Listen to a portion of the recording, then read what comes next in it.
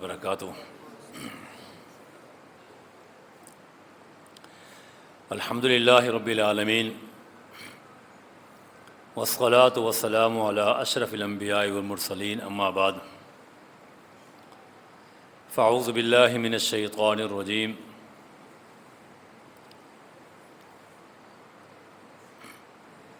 یا ایہا الذین آمنوا کتب علیکم الصیام کما کتب علی الذین من قبلکم لعلکم تتقون ایام معدودات۔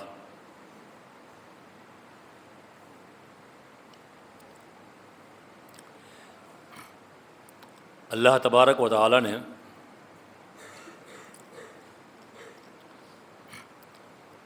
ہماری زندگیوں میں ایک بار پھر ماہ رمضان مبارک عطا کیا ہے۔ ماہ رمضان مبارک بابرکت مہینہ ہے، اور اس مہینے میں اللہ تبارک و تعالی ہر نیک عمل کا اجر و ثواب بڑھا چڑھا کر دیتا ہے، اور یہ ماہ مبارک ہماری اصلاح کا مہینہ ہے، اپنے کردار کو ٹھیک کرنے کا مہینہ ہے، اصلاح کرنے کا مہینہ ہے۔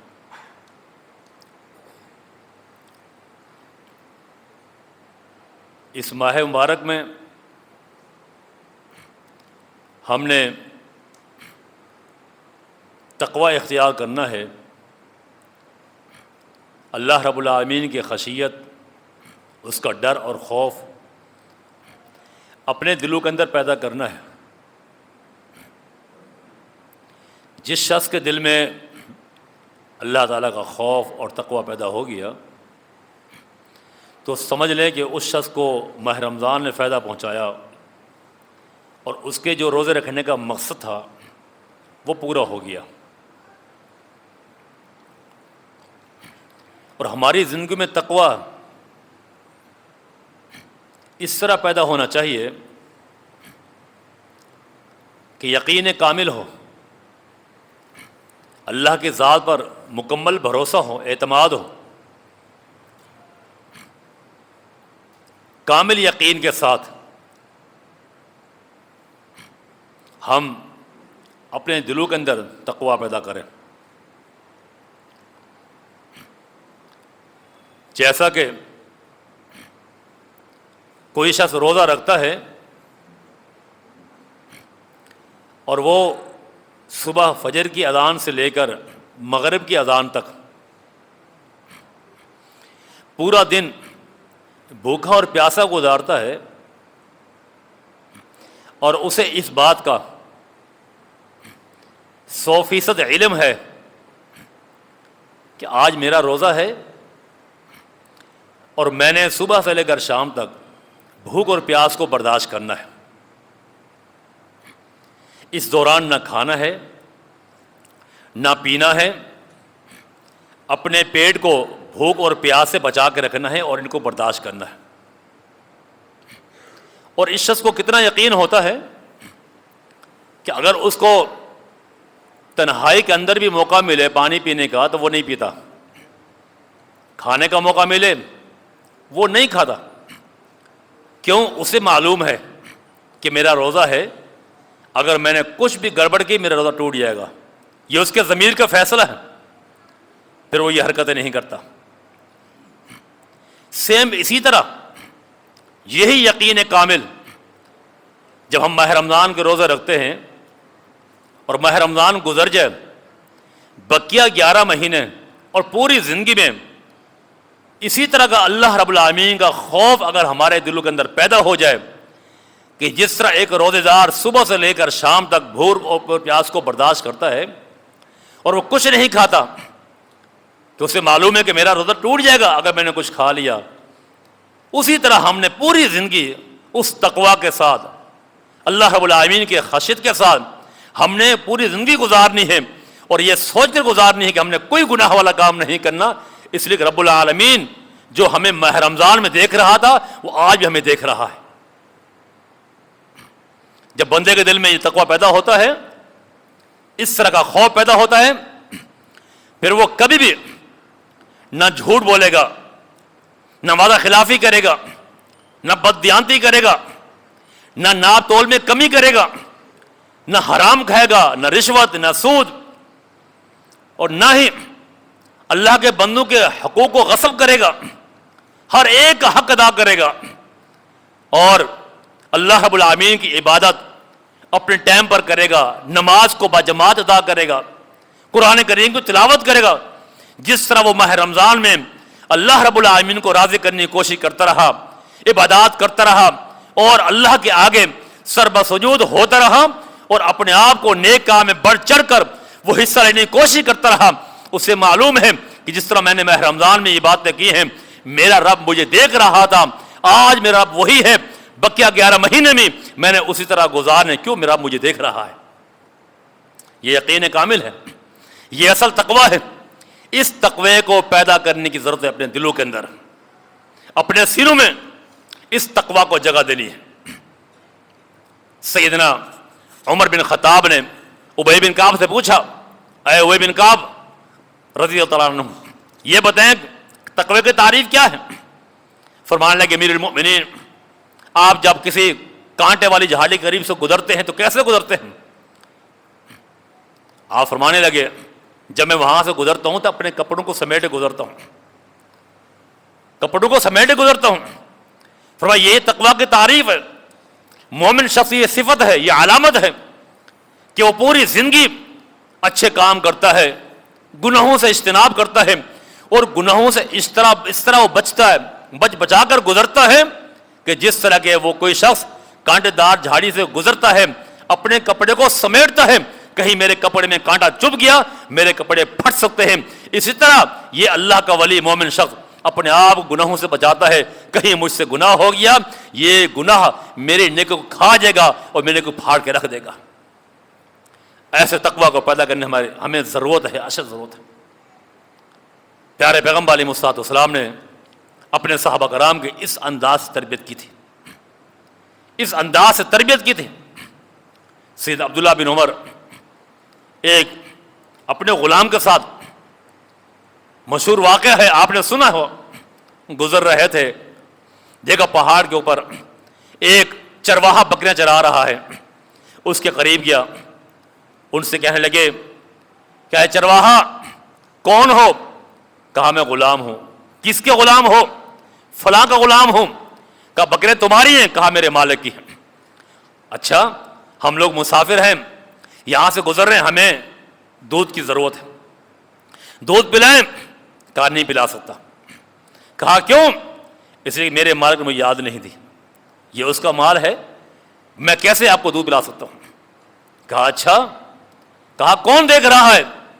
کہا کوئی نہیں دیکھ رہا، وہ ایک رب تو دیکھ رہا ہے جو آسمان پر عرش پر مستوی ہے، میں کیسے دے سکتا ہوں؟ کہا اچھا ایک کام کریں، ایک بکری ہمارے حوالے کر دیں، اور مالک اگر پوچھے کہ بکری کم کیوں ہو گئی، اس سے کہنا کہ بھیڑیا اٹھا کر لے گیا ہے۔ کہا اے مسافر اجنبی، میں یہ کام بھی نہیں کر سکتا، میرا رب مجھے دیکھ رہا ہے۔ ایک غلام کا عقیدہ، اس کا یہ توکل، اللہ پر اعتماد، یقین کامل، تقوی، یہ دیکھ کر سید عبداللہ بن عمر کے انتہائی حیرانی ہوئی۔ کہا اتنا عظیم شخص پھر یہ بکریاں کیوں چرائے، یہ غلام کیوں رہے؟ کہا تمہارا مالک کون ہے؟ بتایا میرا فلاں مالک ہے۔ اس کے مالک کے پاس گئے، کہا آج کے بعد یہ غلام میں خریدتا ہوں، یہ ساری بکریاں میں خریدتا ہوں، اس غلام کو اس بکریوں کے ساتھ ابھی آزاد کر دو۔ یہ بندہ جو اہل ایمان والا ہے، توحید والا ہے، اللہ پر اتنا یقین اور تقوی رکھتا ہے، ایسے شخص کو پھر غلام رہنے کی ضرورت نہیں ہے، اس کو آزاد رہنے کی ضرورت ہے۔ یہ تقوی اللہ ہم سے مطلوب چاہتا ہے، مقصود چاہتا ہے۔ حضرات، ہم نے تقوی پیدا کرنا ہے، اپنی زندگی پیدا کرنا ہے، اور اسی کا حکم میرے پیغمبر نے دیا ہے۔ ابو داؤد کی روایت ہے، امام بیہقی شعب الایمان میں یہ حدیث لے کر آئے ہیں، سیدنا عبداللہ بن عمر عاص ارشاد فرماتے ہیں کہ نبی علیہ الصلوۃ والسلام نے مجھ سے فرمایا، اے عبداللہ، अरबाउन इदा कुन्ना फीका फला अलैका मा फातक दुनिया। अब्दुल्ला बिन अमर बिन आस, ये 4 चीज़ें अगर तुम्हारे अंदर आ जाएं और तुम उनको इख्तियार कर लो, फिर तुमने दुनिया को हासिल कर लिया है, फिर तुम दुनिया के पीछे नहीं भागो, दुनिया तुम्हारे पीछे आएगी। दुनिया तुम्हारे पीछे आएगी, तुम दुनिया के पीछे नहीं जाओगे। इन 4 चीज़ों को अपना लो, इनको अपने सीने और दिल में जगह दो। वो 4 चीज़ें क्या हैं? फरमाया हिफ्ज़ु सिद्कुल हदीस, सिद्कुल हदीसिन, जब भी बात करो तो सच्ची बात करनी है, झूठ नहीं बोलना, दोगला पॉलिसी इख्तियार नहीं करनी। तुम्हारे मुंह पे कुछ है, मेरे मुंह पे कुछ है, खरी बात करनी है, किसी कड़ी भी क्यों ना लगे, सच्ची बात करनी है। वो हिफ्ज़ु अमानतिन, कोई अमानत रखवाए उसकी हिफाजत करनी है। वो अमानत पैसों की हो, दौलत की हो, वक्त की हो, सामान की हो, अलगर्ज कोई भी अमानत हो, अमानत हुआ करती है, उसमें खैरत नहीं करनी, उसकी पासदारी करनी है। नंबर 3 हुस्न खलीक़तिन, अपने चेहरे पर मुस्कुराहट बिखेरनी है, खंदा पेशानी के साथ अपने भाई से मिलना है, तेवरी नहीं चढ़ानी, अच्छे अंदाज के साथ उससे मुलाकात करनी है, चाहे तुम्हारे कितना भी गम क्यों ना हो, तुम कितने परेशान क्यों ना हो, लेकिन मुसलमान भाई आ जाए, अदब के साथ, एहतराम के साथ, खंदा पेशानी के साथ आगे बढ़कर मुसाफा करना है और अपने चेहरे पर, उसके चेहरे पर मुस्कुराहट को बिखेरना है। हुस्न खलीक़तिन, अच्छा रवैया, अच्छा अखलाक, अच्छा किरदार, अपनी इस्लाह, ये तुम्हारे अंदर चीज होनी चाहिए। और नंबर 4 इफ़्फ़तुन फ़ी तोमतिन, तुमने जो कुछ भी खाना है, तुम्हारा हर खाना, हर खाने का लुक़मा, एक एक लुक़मा हलाल का होना चाहिए, और तुम्हें उस लुक़मे के बारे में कोई शक व शुबा नहीं होना चाहिए, पता नहीं हलाल का है या हराम का है, ये मैं खा तो रहा हूं, पता नहीं ये लुक़मा कैसा है, ऐसा शक तुम्हारे दिल में नहीं होना चाहिए। एक एक लुक़मे के बारे में तुम्हें मालूम हो, यकीन कामिल हो कि मेरे पेट में जा रहा है, मेरे बच्चों के पेट में जा रहा है, मेरी बीवी लुक़मा खा रही है, मेरी नस्ल आगे बढ़ रही है, मैं जो कमा रहा हूं वो हलाल का होना चाहिए। 100% तुम्हें एतमाद और यकीन होना चाहिए। ये 4 चीजें मेरे पैगंबर ने बताई हैं। किसको? अब्दुल्ला बिन अमर बिन आस को। कहा 4 चीजें तुम्हारे पास मौजूद हैं, समझ लो कि अल्लाह ने दुनिया सब कुछ तुम्हें अता कर दी है, तुमसे कोई चीज बाकी नहीं रह गई। सैयद लुकमान हकीम के बारे में जब पूछा गया कि ऐ लुकमान हकीम, जरा ये बताएं कि आज आपका जो मकाम और मर्तबा है मशहूर और मारूफ है, अल्लाह रब्बुल आलमीन ने कुरान करीम में सैयदना लुकमान हकीम के नाम पर पूरी सूरत नाज़िल फरमाई, कुरान करीम की आयत नाज़िल फरमाई, और उसके मुतालिक 4 रुकू नाज़िल फरमाए, 5 रुकू पूरी सूरत। तर्ज अमल क्या है आपका? क्यों आपसे अल्लाह इतना खुश है? क्या आप करते हैं? क्या अमल है? कहने लगे हमें कुछ पता नहीं है मुझे, मैं सिर्फ 3 काम करता हूं। पहला काम क्या है? हिफ्जुल अमाना, सिद्को हदीसिन, सच्ची बात करता हूं, खरी बात करता हूं। वह अदाउल अमाना, अमानत की पासदारी करता हूं। अमानत 1 रुपए की हो, 1 लाख रुपए की हो, कम हो या ज्यादा हो, उसकी पासदारी करता हूं, उसमें खयानत नहीं करता, डंडी नहीं मारता, उसको वैसे लुटाता हूं जिस तरह कोई रखवाता है। और नंबर 3 वो तर्क माला यानी, जो चीजें मेरे काम की नहीं है, जो अमल बेकार होते हैं, जो गुफ्तगू मुझे फायदा ना पहुंचाए, जो बातें मुझे फायदा ना पहुंचाए, बेकार काम, बेकार अमल, मैं वो कभी नहीं करता। सोच समझ के बोलता हूं, सोच समझ के अमल करता हूं, जब भी बात करता हूं सच्ची बात करता हूं, वगरना खामोश रहता हूं। फजूलियात, बकवासात, जबान को बेदराग इस्तेमाल करना, गालम गलोच करना और उल्टी सीधी हरकतें, मजाक करना, ये मेरा काम नहीं है। इन 3 कामों की मैं पासदारी करता हूं। मुमकिन है इन अमल की वजह से अल्लाह ताला ने मेरा मकाम वो बनाया है जो तुमने देखा और सुना। हजरात, ये माह रमजान मुबारक है, 28 रोजे तकरीबन गुजरने वाले हैं। मैं और आपने अपने ज़मीर का मुहासबा करना है, एहतसाब करना है। एतकाफ वाले भाई और बहनें एतकाफ के अंदर मौजूद हैं। ये कपड़ा एतकाफ का नहीं है, ये कब्रा, ये कमरा, ये एतकाफ, ये कपड़ा आपको कब्र याद दिलाता है। कब्र नुमा ये एक जगह है, आप तन्हाई के अंदर बैठे अपने रब के सामने अपने गुनाहों को रखें, अपने अमल को रखें, अपने किरदार को रखें, अल्लाह के सामने अपने आप को पेश करें, फिर अपने गुनाहों पर झांकें, تانکیں اور یاد کریں میں نے کون سے گناہ کیے ہیں، اپنے آنکھوں سے آنسو کے 2 قطرے گزاریں، موت کو یاد رکھیں۔ موت کو یاد رکھنا ہماری ترجیحات میں شامل ہونا چاہیے۔ اذکروا حازم اللذات الموت، موت کو یاد کرو۔ اس لیے جب بندہ موت کو یاد کرتا ہے، کسی کی میت پہ وہ جاتا ہے، جنازہ پڑھتا ہے، اس کو دفناتا ہے، کفناتا ہے، قبرستان کا رخ کرتا ہے، وہاں مردے پڑے ہوتے ہیں، پرانی قبریں ہوتی ہیں، یاد الہی خوف اسے یاد دلاتا ہے، قبر کا منظر سامنے آتا ہے، آخرت کا منظر سامنے آتا ہے، اس انسان کا دل نرم ہوتا ہے اور موم بن جاتا ہے۔ کہا حازم اللذات الموت، موت کو یاد کرو۔ موت کو یاد کرنے سے جو تمہاری پلاننگ ہے، تمہارے خواہشات ہیں، غلط قسم کے تمہارے منصوبے ہیں، تمہارا دل جو چاہتا ہے وہ کر گزرتے ہو، ان تمام پر پانی پھیرنے والی ہے۔ تم دنیا سے بے رغبت ہو کر اللہ کی طرف آ جاؤ گے، دین سے محبت کرو گے اور قرآن و سنت کے ساتھ متبع بن جاؤ گے اور اپنی آخرت کو اچھی کرو گے۔ یہ قبر نما پردے ہوتے ہیں، یہاں بیٹھ کے ہم نے ٹائم نکالنا ہے، تنہائی میں سوچنا ہے۔ ہمارے پروگرام ہوتے ہیں نا کہ میں نے اعتکاف کے بعد یہ کرنا ہے وہ کرنا ہے، دن بھر کے پروگرام بناتے ہیں، وہاں دعوت ہوگی، وہاں جائیں گے، کاروبار اس طرح کرنا ہے، فلاں کو رکھنا ہے، فلاں جگہ سفر کرنا ہے، یہ کرنا ہے وہ کرنا ہے۔ ہمارے منصوبے ہوتے ہیں نا، بچہ ہو، بڑا ہو، بوڑھا، خواتین ہو، مرد ہو، سارے منصوبے بناتے ہیں۔ کیا ہم نے کبھی غور کیا ہے ان تمام منصوبوں کے اندر، چاہے وہ دنیاوی معاملات ہوں، دین کے معاملات ہوں، کبھی ہم نے آخرت کو، قبر کو اور موت کو ہم نے اپنی وہاں جگہ دی ہے؟ اس منصوبے کے اندر نہیں جگہ دی۔ کیوں؟ ہم بے فکر ہیں، بے خوف ہیں۔ یہی وجہ ہے آج ہماری آنکھوں سے آنسو نہیں نکلتے، آج ہماری دعائیں بے اثر ہیں، آج ہمیں عمل کرنے میں شوق نہیں، رغبت نہیں ہے، آج ہمیں دلچسپی نہیں ہے، نہ پروگرام سننے کی، نہ قرآن کریم پڑھنے کی، نہ نماز اجباء پڑھنے کی توفیق ملتی ہے، نہ سنتیں، نہ نفل، نہ تہجد، نہ قیام، نہ کوئی اور نیک کام، صبح شام کے مصنون اذکار۔ ہمارا دل نہیں کرتا، دل نہیں چاہتا، رغبت اور شوق نہیں ہے۔ اس کی ایک ہی وجہ ہے، ہم موت کو یاد نہیں کرتے۔ موت کو جب مسلمان بھول جاتا ہے، دنیا اس کو شیطان خوشما بنا کر اس کے آگے کر دیتا ہے، وہ دنیا کے اندر رنگ رنگلی میں وہ چلا جاتا ہے، حتیٰ کہ موت اس کو آگے دبوچتی ہے، فرشتہ آتا ہے، ایک سیکنڈ کی مہلت نہیں ملتی، اس کی روح پرواز کر جاتی۔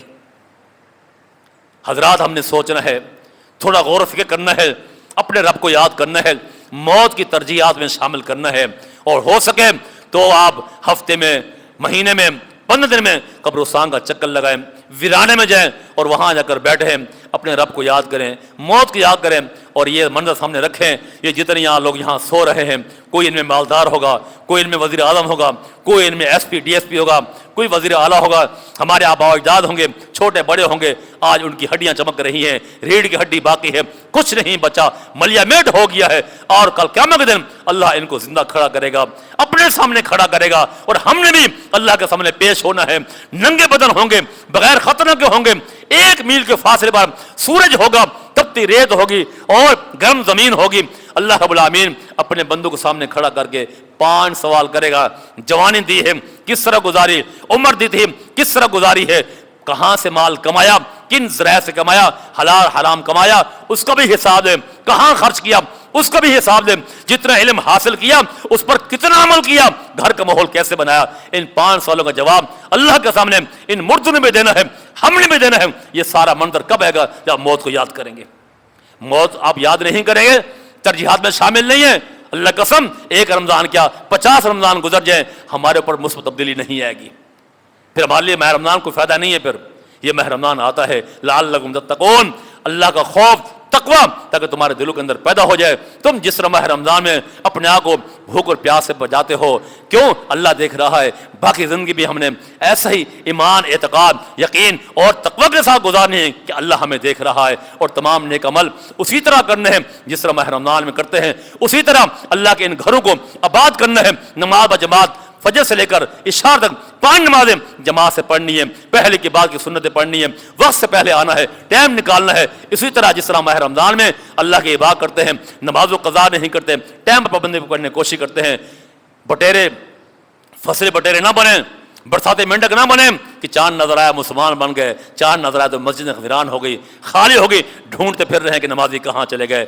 اللہ سے دعا رب العالمین ہمیں ایسے ایمانوں میں اسلام پر سچے دل کے ساتھ عمل کرنے کی توفیق عطا فرمائے۔